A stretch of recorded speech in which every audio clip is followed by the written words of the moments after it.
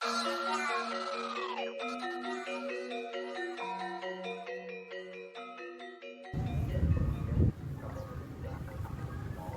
Swastiastu, perkenalkan nama saya Nimaya Megayanti Suci.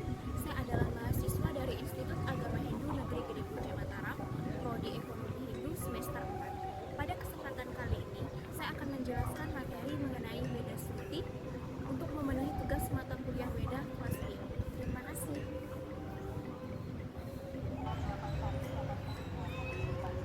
Weda Sruti, sumber hukum Hindu merupakan rujukan dasar yang digunakan dalam pengambilan hukum Hindu. Hukum Hindu penting dipelajari oleh umat untuk menegakkan ajaran Dharma. Ini agar menjadikan umat sadar bahwa manusia adalah yang paling sempurna karena dianugerahi pikiran oleh ide Sang Yang Widi Wasa, sehingga dapat membedakan mana perbuatan yang baik, mana perbuatan yang buruk, atau mana perbuatan yang dapat dilakukan dan mana perbuatan yang tidak boleh dilakukan. Ini sangat penting sehingga umat berpegang teguh pada ajaran Weda Sruti.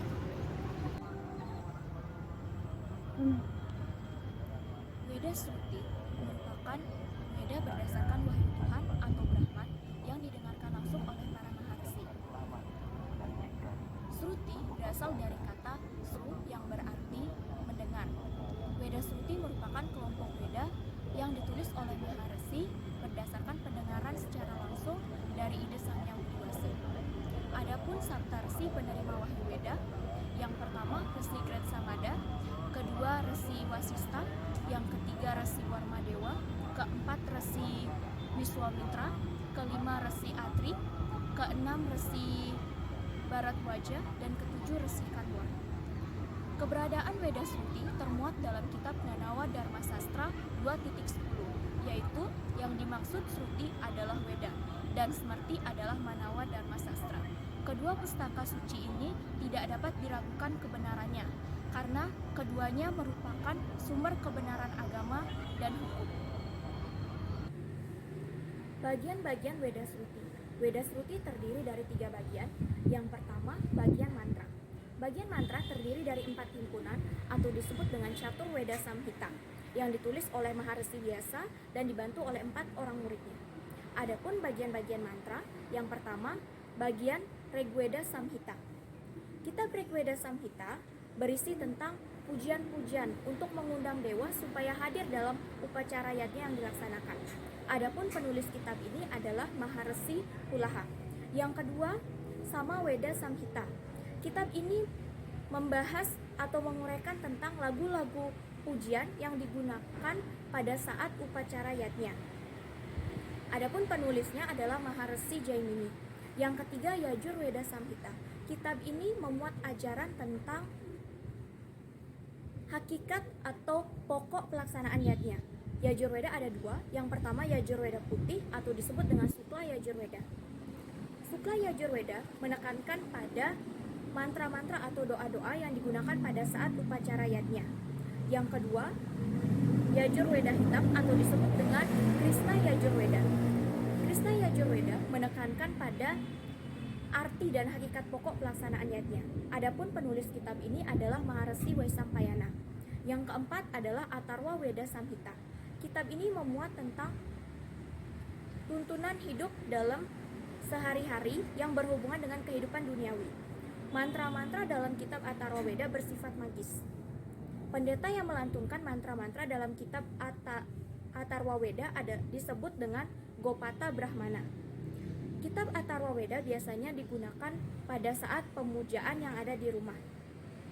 Selanjutnya, yang kedua adalah bagian Brahmana atau disebut dengan Karma Kanda.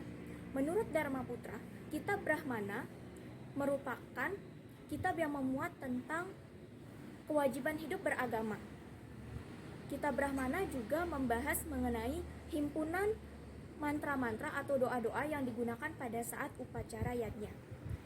Dalam setiap bagian Catur Weda Samhita memiliki kitab Brahmananya masing-masing. Yang pertama, kitab Rigveda memiliki 2 kitab Brahmana, yaitu Aitareya dan Kausitaki Brahmana. Yang kedua, Samaveda Samhita memiliki 3 kitab Brahmana. Ada Tandya Brahmana, Sadwimsa Brahmana, dan Adbhuta Brahmana. Yang ketiga, Yajurveda. Yajurweda ada Yajurweda putih dan Yajurweda hitam. Yajurweda putih memiliki kitab Brahmana, Satapatha Brahmana, dan Yajurweda hitam memiliki kitab Taittiriya Brahmana. Selanjutnya, Atharva Veda Samhita memiliki satu kitab Brahmana disebut dengan Gopata Brahmana. Yang ketiga, bagian Upanishad dan Aranyaka atau disebut dengan Jnana Kanda. Kata Upanishad berarti duduk di bawah kaki guru dan mendengarkan ajaran dari sang guru. Upanishad terdiri dari 3 kata, yaitu dari kata upa yang berarti dekat, ni yang berarti penuh hormat, dan sat berarti duduk. Di sini Upanishad memberikan penggambaran di mana situasi murid duduk di dekat guru dan mendengarkan ajaran dari sang guru. Menurut Dharmaputra, kitab Upanishad dan Aranyaka atau disebut dengan Jnana membahas mengenai berbagai segi tentang filsafat ketuhanan. Perkembangan Weda Sruti sebagai sumber dharma dalam hukum Hindu sangat diyakini oleh umat Hindu karena sebagai sumber utama untuk berbuat dharma atau kebenaran, sehingga menekan perbuatan yang tidak baik dan menekan perbuatan yang bertentangan dengan hukum yang berlaku. Sekian pemaparan materi dari saya, kurang lebihnya saya mohon maaf. Saya akhiri dengan Paramo Santi. Om Santi Santi Santi Om. Terima kasih.